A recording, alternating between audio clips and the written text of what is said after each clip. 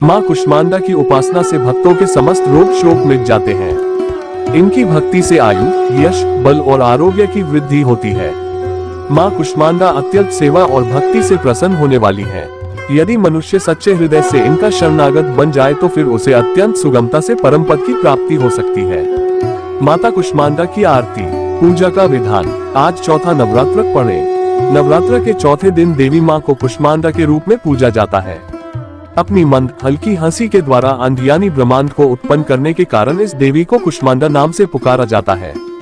जब सृष्टि नहीं थी, चारों तरफ अंधकार ही अंधकार था, तब इसी देवी ने अपने ईशत हास्य से ब्रह्मांड की रचना की थी। इसीलिए इसे सृष्टि की आदि स्वरूपा या आदि शक्ति कहा गया है। इस देवी की 8 भुजाएं हैं, इसलिए ये अष्टभुजा कहलाई। इनके 7 हाथों में कमंडल, धनुष, बाण, कमल पुष्प, अमृतपूर्ण कलश, चक्र तथा गदा है। 8वें हाथ में सभी सिद्धियों और निधियों को देने वाली जपमाला है। इस देवी का वाहन सिंह है। संस्कृति में कुम्हरी को कुष्मांड कहते हैं, इसलिए इस देवी को कुष्मांडा। इस देवी का वास सूर्यमंडल के भीतर लोक में है। सूर्यलोक में रहने की शक्ति क्षमता केवल इन्हीं में है। इसीलिए इनके शरीर की कांति और प्रभा सूर्य की भांति ही चकीली है। कुष्मांडा माता कथा। नवरात्रि के चौथे दिन देवी कुष्मांडा के रूप में पूजा जाता है। अपनी मंद हल्की हंसी के द्वारा अंधयानी ब्रह्मांड को उत्पन्न करने के कारण इस देवी को कुष्मांडा नाम से अभिहित किया गया है। इन्हें दुखों को हरने वाली माँ कहा जाता है। सूर्य इनका निवास स्थान माना जाता है, इसलिए माता के इस स्वरूप के पीछे सूर्य का तेज दर्शाया जाता है।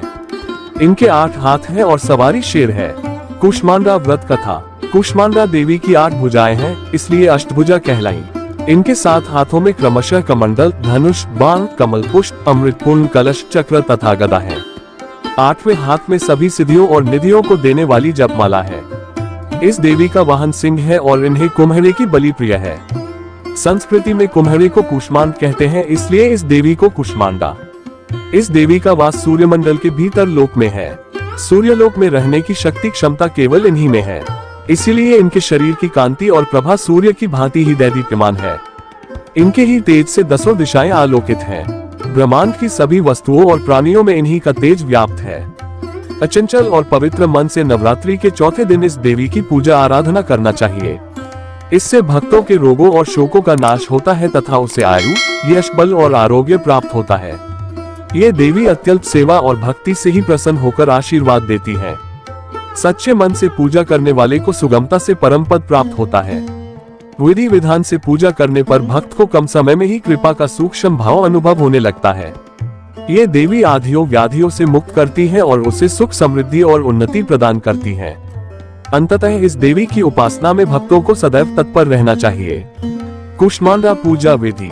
इस दिन भी आप सबसे पहले कलश और उसमें उपस्थित देवी देवता की पूजा करें। फिर देवी की प्रतिमा के दोनों तरफ विराजमान देवी देवताओं की पूजा करें। इनकी पूजा के पश्चात देवी कुष्मांडा की पूजा करें। पूजा की विधि शुरू करने से पहले हाथों में फूल लेकर देवी को प्रणाम कर इस मंत्र सुरा संपूर्ण कलश रुद्रप्लुतमेव च दधाना हस्तपद्माभ्यां कुष्मांडा शुभदास्तु में का ध्यान करें। इसके बाद सप्तशती मंत्र, उपासना मंत्र, कवच और अंत में आरती करें। आरती करने के बाद देवी माँ से क्षमा प्रार्थना करना न भूलें।